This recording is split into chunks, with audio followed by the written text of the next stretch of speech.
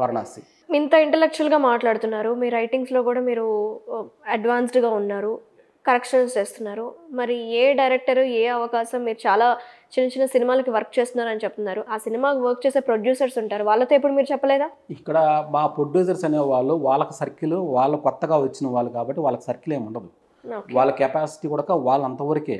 కాబట్టి వాళ్ళకి కానీ మా ఫ్రెండ్ సర్కిల్లో కానీ మా ఫ్రెండ్సే కొత్త పెద్ద కో డైరెక్టర్లుగా కొంతమంది పెద్ద సినిమా హీరోల దగ్గర పనిచేశారు. వాళ్ళకి పోయి కథ చెప్తా అని వాళ్ళే అడిగితే, నువ్వు మూడో వ్యక్తికి, నాకు తెలిసిన వ్యక్తికి మీరు కథ చెప్పండి, అతను చెప్పి అతను నచ్చి అతను నాకు ఫోన్ చేసి ఈ కథ వింటే నీ టైం వేస్ట్ కాదు అని చెప్తేనే మేము కథ వింటామంటున్నారు. ఇప్పుడు చాలా మంది హీరోస్ కూడా యంగ్ డైరెక్టర్స్ ని కావచ్చు, యంగ్ ప్రొడ్యూసర్స్ కోసం వాళ్ళు చూస్తున్నారు. ఫర్ ఎగ్జాంపుల్ కిరణ్ అబ్బవరం కావచ్చు, లేకపోతే విజయ్ దేవరకొండ గారు కావచ్చు, అలాగే అల్లరి నరేష్ గారు, ఇలా వాళ్ళు ఇన్స్టాగ్రామ్లో కూడా మేము యాక్సెప్ట్ చేస్తున్నాం కొత్త డైరెక్టర్స్ని, మా టీం అంతా చూస్తారు, మీ స్క్రిప్ట్స్ ఏమైనా ఉంటే మా టీంకి పంపించండి అని వాళ్ళ కాంటాక్ట్ డీటెయిల్స్, ఈమెయిల్ ఐడీస్ పంపిస్తున్నారు. మరి అలా ఎందుకు ట్రై చేయలేదు మీరు? ఓకే, కానీ అలాగా పంపించిన స్క్రిప్ట్లో ఏముంటుంది, 2 పేజీల్లో కావాలి, 1 పేజీలో కావాలంటారు. ఒక కథ చెప్పాలంటే పాటలు లేకుండా 2 hours పడుతుంది. ఆ టైం లేకుండా 1 పేజీలో మాత్రం పంపించాలి. ఒక డిఫరెంట్ పాయింట్ మాత్రమే 1 పేజీలో కానీ 2 పేజెస్లో కానీ కథను ఎక్స్ప్లెయిన్ చేయగలం 5 minutesలో కానీ. అదే ఒక కమర్షియల్ సినిమా కానీ ఒక లవ్ స్టోరీ కానీ చెప్పాలంటే అది ఎదుటి వ్యక్తితో ఫీల్తో ఎమోషన్తో చెప్పాలి. అది చెప్పినప్పుడు మాత్రం దాన్ని కనెక్ట్ అవుతారు. అతను చదివేటప్పుడు ఏ మూడ్లో ఉంటాడో ఎలా ఉంటాడో మనకు తెలియదు. అదే నా టైం ఇస్తే నా ఎదురు కూర్చున్నప్పుడు అతను అన్ని పనులు ఆపేసి ఓన్లీ నా మీద మాత్రం ఫోకస్ ఉంటుంది. అప్పుడు నాకు కథ చెప్తే 100% అతనికి అర్థమవుతుంది. అర్థమైన తర్వాత జడ్జిమెంట్ వస్తుంది. జడ్జిమెంట్ వచ్చిన తర్వాత ఒక నిర్ణయం తీసుకోవడం జరుగుతుంది. నాకు ఆ అవకాశం కావాలి అంతే తప్ప ఆన్లైన్లో కానీ ఈమెయిల్లో కానీ ఇన్స్టాగ్రామ్లో పంపించమంటే కుదిరే పని కాదు అది. ఒకవేళ ఎప్పుడో ఎక్కడో లక్కు దొరికితేనే అది అవకాశం వస్తుంది, అందరికీ రాదండి అది. అదే పరిస్థితి. ఇప్పుడు కేరామ్ సినిమా ఉంది, ఎలా పరిచయం అయ్యాడని చెప్పి ఇంటర్వ్యూ జరుగుతున్నప్పుడు ఏదో చెప్పుకొచ్చాడు హీరో. ఇన్స్టాగ్రామ్లో పరిచయం అయ్యాడు, దాని తర్వాత ఆఫీస్ దగ్గర వచ్చి నిలబడతా ఉండేవాడు, ప్రతిరోజు తిరిగి చెప్పేవాడు. ఒకరోజు ఏంటని అడిగాను, కథ చెప్పాలన్నాడు. ఆ టైంకి నాకు వినాలని నేను ఫ్రీగా ఉన్నాను, పిలిపించాను, విన్నాను, నచ్చింది. దాని తర్వాత 1.5 years నేను ట్రావెల్ చేశాను. దాని తర్వాత వేరే ప్రొడ్యూసర్కి పరిచయం చేయడం చెప్పడం జరిగిందని చెప్పారు. ఇంత జరిగింది. సో మీరు ఇంత ప్రయత్నాలు చేస్తున్నారు కదండి, దాదాపు 15 సంవత్సరాల నుంచి ఇండస్ట్రీలో ఉన్నారు. డెఫినెట్గా మీరు ప్రయత్నం చేయలేదని నేనైతే అనను. ట్రై చేసి ఉంటారు, ఒక డైరెక్టర్ని అప్రోచ్ అయ్యి ఉంటారు, ప్రొడ్యూసర్ని అప్రోచ్ అయ్యి ఉంటారు, హీరో అని కూడా అనుకుంటారు, ఒక స్టోరీ రాసుకుంటారు, ఇలా ఉండాలి అలా ఉండాలని. మీరు రీసెంట్ టైమ్స్లో ఏ డైరెక్టర్ని అప్రోచ్ అయ్యారు, మీకు ఎందుకు రిజెక్షన్స్ అయ్యాయి, ఎవరతను? రీసెంట్ అని కాదండి, గత 15 ఏళ్ళుగా ఇలాగే ప్రయత్నాలు చేస్తుంటాం. ఒకసారి మాకు హీరో కథ చెప్పడం చాలా కష్టం. హీరో ఇంట్లో నుంచి బయటికి రారు, వాళ్ళ ఆఫీసులో నుంచి బయటికి రారు, వాళ్ళ కలవడం అనేది పెద్ద సర్కిల్ ఉంటే దొరుకుతుంది. రెండోది మాకు దొరికేది డైరెక్టర్ కానీ ప్రొడ్యూసర్ కానీ. ప్రొడ్యూసర్ ఆఫీస్లోకి వెళ్తే మా తప్ప అతని ఇంటికి వెళ్ళడానికి మాకు రైట్స్ ఉండవు. At the same time director ఆఫీస్లో కలవడం తప్ప అతని ఇంటికి వెళ్ళడానికి రైట్స్ ఇవ్వకుండా కలవడం కుదరదు. At the same time director phone నెంబర్లు మాకు దొరుకుతాయి. ఫోన్ నెంబర్లకు ఫోన్ చేసి మాట్లాడుతూ ఉంటే, నా నెంబర్ ఎవరు ఇచ్చారు నీకు, ఏం చెప్తావు, నువ్వు రైటర్ అవి అయితే ఏంటి, ఇప్పుడు నా కథ అవసరమైతే నేను అడుగుతా, అప్పుడు దాకా నువ్వు నాకు ఫోన్ చేయ మాకు. నాకు రైటర్స్ చాలామంది ఉన్నారు, డైరెక్టర్స్ చాలా పేర్లు ఉన్నాయండి. అందులో ఒక్క పేరు చెప్పాలంటే సురేందర్ రెడ్డి గారికి ఒక్కంత వంశీ రైటర్ ఉంటాడు. ఆయన కథలు మాత్రం తప్ప బయట కథ తీసుకోడు సార్. దాని తర్వాత కిక్ 1 తర్వాత ఓసర వెళ్ళి, దాని తర్వాత కిక్ 2 2-3 సినిమాలు వచ్చాయి. అవి కొన్ని ఫ్లాప్ అయినాయి. ఫ్లాప్ అయిన తర్వాత మళ్ళీ ఒక్కంత వంశీ కథ మాత్రమే తీసుకుంటానని చెప్పడం జరిగింది. ఆయనతో డిస్కషన్ పెట్టుకున్నాడు. సార్ ఆయనకి అవకాశం ఇస్తున్నారు, బాగానే ఉంది, కొత్త వారిగా మా కథలు వినండి, వింటే 2 కథల్లో ఏది బాగుందో మీరు జడ్జి, కొత్త వాళ్ళు కూడా అవకాశం ఇచ్చినట్టుగా ఉంటే కొత్త వారి కథలు నేను విన్నాను, నేను అవకాశం ఇవ్వను, నువ్వు నాకు ఫోన్ చేయమని డైరెక్ట్గా చెప్పారు. నాకు షాక్ అయిపోయాను. కొత్త వాళ్ళకి ఇవ్వకపోతే మరి రేపు మీరు కొత్తగా డైరెక్టర్ మీరు సినిమా ఎలా చేయగలిగారు, కళ్యాణ్ రామ్ మీకు ఎలా అవకాశం ఇచ్చాడని చెప్పి నేను అడుగుదాం అనుకున్నా. కానీ అడగలేక, ఎందుకు వాళ్ళు సక్సెస్ అయిపోయారు. సక్సెస్ అయిపోయిన వాళ్ళ ముందు మనం ఎంత రిక్వెస్ట్గా మాట్లాడుకుంటే అవకాశం వస్తేనే ఎక్స్పెక్ట్ చేస్తున్నాం తప్ప, నెగిటివ్గా మాట్లాడితే, ఫేస్ టు ఫేస్ మాట్లాడితే మా నెంబర్ బ్లాక్ చేస్తారు, హట్ అవుతారు, లేదంటే లైఫ్లో మాతో బ్లాక్ చేస్తారు. దాని తర్వాత ఇప్పుడు ఎందుకండి, ఇప్పుడు నేను ఆల్రెడీ రాజమౌళి కథ చెప్పాలని చెప్పి ఆయన రైట్ హ్యాండ్ ఆయన కో డైరెక్టర్ 7 సంవత్సరాల నుంచి తిరుగుతున్నాం త్రికోటి. ఆయన 3 సినిమాలు ఛాన్స్ వచ్చాయి ఆయనకి. గత 15 ఏళ్ళుగా ప్రతి 5 ఏళ్ళకి ఒక సినిమా వచ్చింది, కానీ ఏ సినిమా ఆడలేదు దానికి. ఎందుకంటే రాజమౌళి దగ్గర పనిచేసినంత మాత్రం రాజమౌళి కాలేరండి. కథ రాసే కెపాసిటీ, స్కిల్స్ లోపల నుంచి రావాలి. ఆ ఎమోషన్ పండించే కెపాసిటీ డైరెక్షన్ చేయాలన్న ఆలోచన ఉండాలి. ఒక పెద్ద డైరెక్టర్ దగ్గర పనిచేసినంత మాత్రం డైరెక్టర్ కాలేరు. ఇప్పుడు త్రికోటి గారిని అంటున్నారా మీరు? త్రికోటి గారు అదే 1 కాదు 2 కాదు 3 ఛాన్సులు వచ్చాయి ఆయనకి సినిమా డైరెక్షన్ చేయడానికి. 3 సినిమాలు ఆడలేదు. దాని తర్వాత అది దిక్కులు చూడక రామయ్య, జున్ను, మొన్న లేటెస్ట్గా విక్రమార్క అని చెప్పి 3 సినిమాలు వచ్చాయి. ఈ 3 సినిమా డిజాస్టర్. వచ్చిన సంగతి కూడా జనాలకు తెలియదు. ఎందుకని? అంత పెద్ద డైరెక్టర్ దగ్గర పనిచేశాడు కదా. సినిమా తీస్తే ఎలా ఉండాలి? బ్లాక్ బస్టర్ అవ్వాలి కదా. కథలో దమ్ము, ఎమోషన్, ఆయన చూపించినట్టుగా ఫైట్స్ కానీ ఎమోషన్ పెట్టి చూపించాలి కదా. కంటెంట్ లేదు. కంటెంట్ లేకుండా ఎంతమంది యాక్ట్ చేసినా ఏం చేసినా ఉపయోగం ఉండదండి. చాలామందికి ఇదే పరిస్థితి వస్తుంది. ఆయన లాస్ట్కి రాజమౌళి దగ్గర తీసుకెళ్ళలేక కెమెరామెన్ సెంధిల్ దగ్గర తీసుకెళ్లారు. ఇప్పుడు లేటెస్ట్గా కెమెరామెన్ సెంధిల్ గారు డైరెక్షన్ చేద్దామని ఆలోచనలో ఉన్నారు.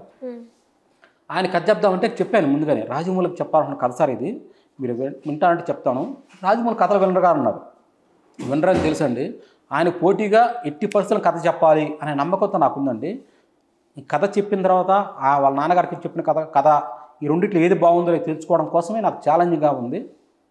అందుకోసమే నేను కథ చెప్పాలని చెప్పి నేను 2.5 hours ఆయనకి సెంధిల్ గారికి కథ చెప్పాను.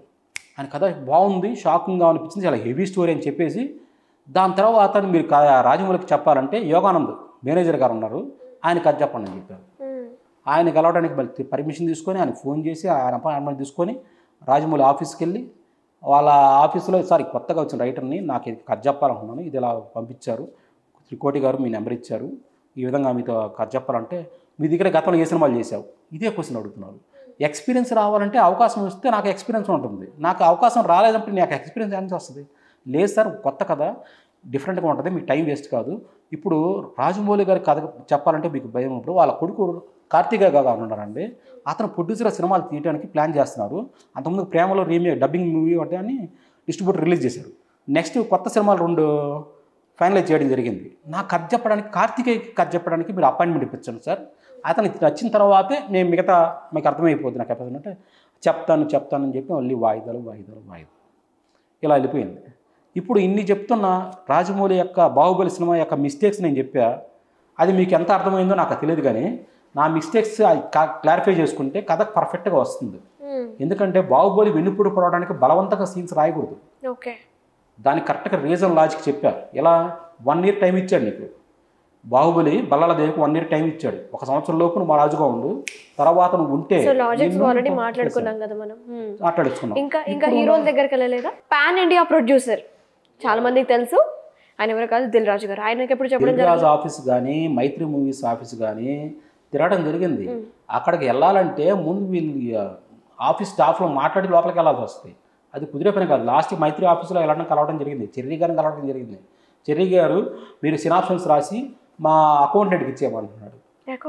అకౌంటెంట్కి ఇస్తే ఆయన నచ్చి అతను ఫార్వర్డ్ చేస్తారంట. అంటే అకౌంటెంట్ పని ఏంటి? ఆయన లెక్కలు చూసుకోవడం. అతను కథ విని కథ జడ్జిమెంట్ ఏం చేస్తాడు నాకు అర్థం కాలేదు. నాకు ఏం చేయాలో అర్థం కాక మేళకొని వచ్చేసారు బయటికి. అదేవిధంగా దిల్ రాజు కలవాలన్నా మాట్లాడాలన్నా కుదరదండి. ఎందుకంటే వాళ్ళు చాలా సినిమాలకి కమిట్ అయి ఉన్నారు.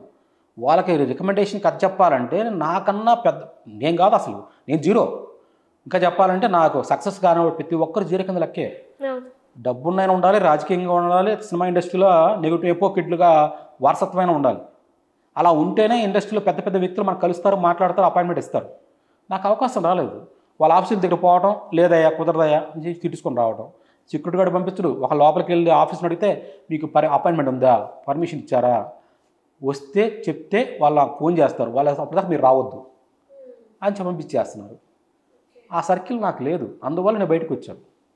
బయటకు వచ్చేసి మళ్ళీ ఇంకా ఏ ప్రయత్నం చేయాలో అర్థం కాక ఈ డైరెక్టర్ల దగ్గర, మేనేజర్ల దగ్గర మాత్రమే తిరగడం జరుగుతూ ఉంది. వాసు గారు చూసుకుంటే మీ గురించి మీరు చెప్తున్నారు, నాకు ఆ టాలెంట్ ఉంది, ఆ దమ్ము ఉంది కాబట్టి నేను ఇన్ని కరెక్షన్స్ చేస్తున్నాను బాహుబలిలో, నాకు అవకాశం లేకనే నేను ఇక్కడ ఆగిపోయినాను అని మీరు మాట్లాడుతున్నారు. ఇన్ కేస్ ఈ వీడియో కనుక ఎవరైతే చూస్తున్నారో, డైరెక్టర్స్ కావచ్చు, ప్రొడ్యూసర్స్ కావచ్చు, ఎవరైతే యంగ్ టాలెంట్స్ని ఎంకరేజ్ చేయాలనుకునే వాళ్ళు, రైటర్స్ ఎవరైనా సరే, వాళ్ళకి మీరు ఒక లైన్లో మీ కథ చెప్పాలంటే ఏ విధంగా చెప్తారు? నేను చెప్తాను మేడం, ఖచ్చితంగా ఆ కథని నేను చెప్తాను. ఆ కథ స్టోరీ లైన్ ఏంటంటే చాలా సింపుల్ కానీ చాలా ఎఫెక్టివ్ స్టోరీ. ఇది భారీ బడ్జెట్ అవ్వచ్చు, లేదా కొత్త పెద్ద హీరోతో చేయొచ్చు, స్టార్ హీరో లేదా చిన్న హీరోతో చేయొచ్చు. ఎందుకంటే నాకు కొత్త హీరోలకి కొత్త డైరెక్టర్స్ నమ్మాలంటే ఈ ప్రాసెస్లో జరుగుతూ ఉంది. ఇప్పుడు నేను స్టోరీ నా దగ్గర ఉన్న కథ ఇది రాజమౌళికి చెప్పాలనుకున్నా. రాజమౌళికి చెప్పాలంటే విజేంద్ర ప్రసాద్ దాటి వెళ్ళాలి. దాటి వెళ్ళడం కోసం చెప్తుంది లైన్ ఇది. నేను చెప్పే లైన్ కొత్త డిఫరెంట్ పాయింట్, డిఫరెంట్ ప్రాబ్లం ఉంటుంది. మీరు అనుకున్నట్టు రొటీన్ కమర్షియల్ కాదు, రివెంజ్ బ్యాక్గ్రౌండ్ స్టోరీ అంతకన్నా కాదు. సింపుల్. ఈ సృష్టిలో అనేక జీవరాశులు ఉంటాయి. అందులో అనేక జీవరాశుల్లో అతి ముఖ్యమైన వేడు మనిషి, మానవుడు. చాలా తెలివైన వాడు. అలాగే అతి ప్రమాదకరమైన వ్యక్తి కూడా ఒక మనిషే. అవును. బతికించి ఇంత గొప్పగా బతకాలన్నా, ఆ సృష్టిని నాశనం చేయాలన్నా వీళ్ళిద్దరి వల్ల మాత్రం జరుగుతుంది. మనిషి వల్ల ఒక్కడి వల్లే, మంచోడైనా చెడ్డోడైనా జరుగుతుంది.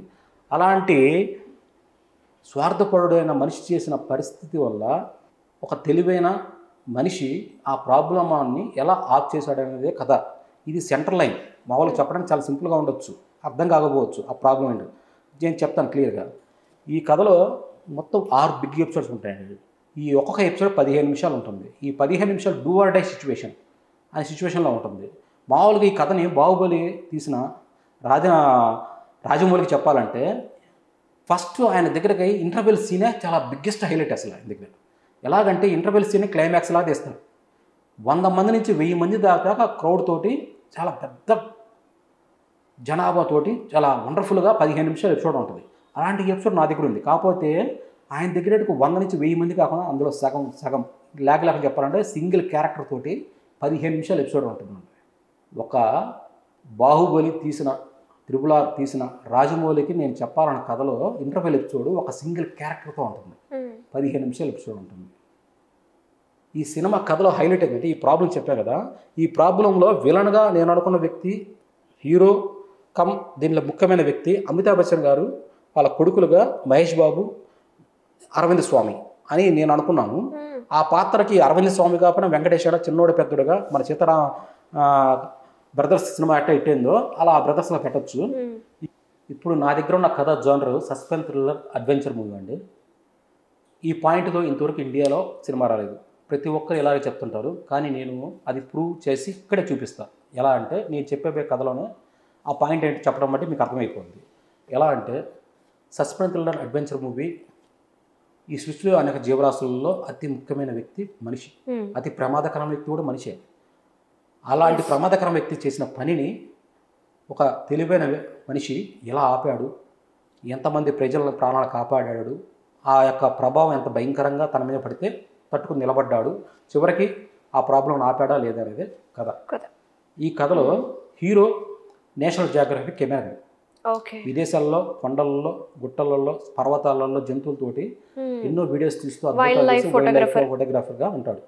అలాంటి వ్యక్తి ఇండియాలో జరిగిన ఈ ప్రాబ్లం తోటి ఇండియా వచ్చి ఈ ప్రాబ్లంని ఎలా ఫేస్ చేశాడు, ఆ ప్రాబ్లంని తన ఏ విధంగా నష్టపోయాడు, ఆ ప్రాబ్లమ్ని పరిష్కరించడం కోసం ఎలాంటి త్యాగాలు చేశాడు అనేది కథ. దీంట్లో ఈ ఊర్లో 2 పెద్ద మనుషులు ఉంటారు. ఆ పెద్ద మనుషులకి ప్రపంచం, వాళ్ళ పెద్ద మనుషులు అంటే ఒకరికున్నది విలువ, పేరు, గౌరవం అన్నీ ఉన్నాయి, కానీ ఒకరికున్నది ఇంకొకటికి కావాల్సి వచ్చింది. ఇది మన రామాయణం నుంచి జరుగుతూ ఉంది, మహాభారతం నుంచి అదే జరుగుతూ ఉంది. పక్కవాడికి ఉన్నది తనకు కావాలి.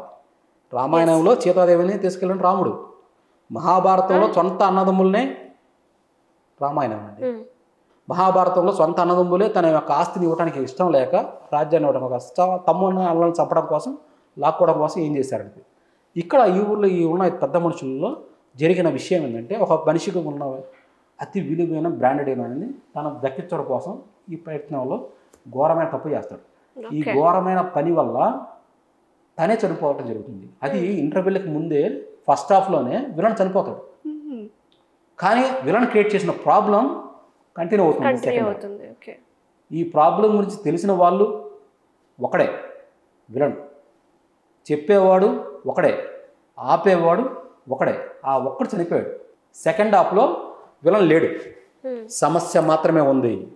ఆ సమస్య ఎంత కొత్తది, ఎంత భయంకరంగా ఉంటుంది, దానివల్ల ఎంతమంది ప్రజలు ప్రాణాలు పోయాయి, హీరో ఆ ప్రభావంలో ఆ సమస్య ప్రభావం ఎంత దారుణంగా పడిపోయింది అనేదే కథ. ఇక్కడ ఇందాక ఈ సినిమాలో 6 బిగ్ ఎపిసోడ్స్ ఉంటాయండి. ఒక్కొక్కటి 10 నుంచి 15 నిమిషాలు ఉంటుంది. ఈ సినిమా సెకండ్ హాఫ్ 2 క్లైమాక్స్లు ఉంటాయండి. ఒకటి అండర్ వాటర్లో క్లైమాక్స్, ఒకటి రెండోది నేల మీద క్లైమాక్స్ ఉంటుంది. విలన్ లేకుండా 2 క్లైమాక్స్లు ఏంటి, ఎవరితో ఫైట్ చేస్తాడు, ఎలా పోరాడతాడు, దేనికోసం ఫైట్ అనేదే ఈ సినిమాలో సెంటర్ పాయింట్ అండి. ఆ centre point interval episode, single క్యారెక్టర్తో 15 నిమిషాలు ఎపిసోడ్ ఉంటుంది. Single character. జనరల్గా ఒక పెద్ద హీరో కానీ పెద్ద డైరెక్టర్ కానీ చేస్తుంటే మాస్ లాగా ఎంతోమంది వందల మంది ఫైట్ చేయటం, తలలు నరకటం జరిగిపోతూ ఉంటుంది. కానీ దీంట్లో ఒక సింగిల్ క్యారెక్టర్ తోటి 15 నిమిషాలు ఎపిసోడ్ ఉంటుంది. ఓకే. ఇది నా దగ్గర ఉన్న లైన్. ఈ లైన్ చెప్తే నాకు చెప్పడానికి కావాల్సింది 1 అవర్. ఎవరికి అనుకుంటున్నారు ఈ లైన్ మీరు? ఏ హీరోకి? ఈ లైన్ ప్రస్తుతం నేను RRRకి ముందే ఈ కథ రెడీ చేసుకోవడం జరిగింది. నేను ఫస్ట్ మహేష్ బాబు చెప్పాలని ట్రై చేశాను, హీరో చెప్పడం కుదరదు. తెలుగులో ఇంకా చేయాలంటే ప్రభాస్ చేయాలి. ప్రభాస్కి చాలా పెద్ద లిస్ట్ ఉంది. అది చేయాలంటే ఇంకో 10 ఏళ్ళ దాకా నేను వెయిట్ చేయాలి. అంత ఆల్రెడీ 20 సంవత్సరాల నుంచి వెయిట్ చేస్తున్నాను. మళ్ళీ ఇంకా 10 ఏళ్ళు వెయిట్ చేయాలని నా వల్ల కాదు. కాబట్టి నాకు ఇంకో హీరో కావాలనుకుంటే KGF హీరో యాష్. ఒకవేళ బాలీవుడ్లో చేయాలంటే హృతిక్ రోషన్. ఈ కథకి నేషనల్ జియోగ్రఫిక్ కెమెరామెన్గా ఎంత స్టైలిష్గా ఉంటారో, ఎంత ఫిట్గా ఉంటారో, ఎంత స్ట్రాంగ్గా ఉంటారో మీకు అర్థమైపోద్ది ఆ పాత్రకి. అట్ ద సేమ్ టైం భారీ బడ్జెట్ మేము తీయలేము అనుకున్నప్పుడు ఈ కథని ప్రొడ్యూసర్ ఒప్పుకుంటే, ప్రొడ్యూసర్ ఈ భారీ బడ్జెట్ పెట్టగలను అనుకుంటే వరుణ్ తేజ్ లాంటి హీరోతో కూడా చేయొచ్చు. ఎందుకంటే హైట్ వెయిట్ 6 feet ఉంటాడు, బాడీ బిల్డింగ్ లుక్ స్టైలిష్గా ఉంటుంది కాబట్టి చేయొచ్చు. కానీ అది ప్రొడ్యూసర్ చేతిలో ఉంటుంది. బడ్జెట్ నేను పెట్టగలను, కథను నమ్మాను, కథ బాగుంది, నేను ప్యాన్ ఇండియా సినిమా తీస్తాను అనుకుంటే మన మహేష్ బాబు గారు కానీ KGF యాష్ కానీ హృతిక్ రోషన్తో కానీ కథ తీయవచ్చు. ఇంకా చెప్పాలంటే ఈ కథని రాజమౌళికి పోటీ. మీరు నమ్మినా నమ్మకపోయినా, నవ్వుకున్నా, జోక్ అనుకున్నా, ఏమనుకున్నా పర్లేదు, నాలో ఆ టాలెంట్ ఉన్నది నాకు తెలుసు. మీరు నాకు 1 అవర్ టైం ఇస్తే నేను చెప్పిన మాటలు అబద్ధమా నిజమా సుల్లా అనేది ప్రూవ్ చేయగలను. నాకు కావాల్సిన టైం ఓన్లీ 1 అవర్. అది కానీ జరిగితే నేను చెప్పగలను. సో కథ, మీరు అనుకున్న కథ అయితే లైన్ అయితే చాలా బాగుంది. నిజంగానే ఒక మనిషి ఏదైనా సృష్టిస్తాడు, ఏదైనా నాశనం చేయగలిగే ఆ కెపాసిటీ కేవలం మనిషికే ఉంటుంది. సో ఆల్ ది బెస్ట్ అండి. ఈ వీడియో ఎవరైతే చూస్తారో డెఫినెట్గా మిమ్మల్ని అప్రోచ్ అవ్వాలని నేనైతే మనస్ఫూర్తిగా కోరుకుంటున్నాను. బికాస్ స్ట్రగుల్ అవుతున్నారు చాలామంది ఇండస్ట్రీలో. మీరు గత 15 సంవత్సరాలుగా స్ట్రగుల్ అవుతున్నారు కాబట్టి ఒక అవకాశం దొరకాలని నేను కోరుకుంటున్నాను. Thank you so much. నమస్తే. Thank you madam. Thank you very much. నమస్తే.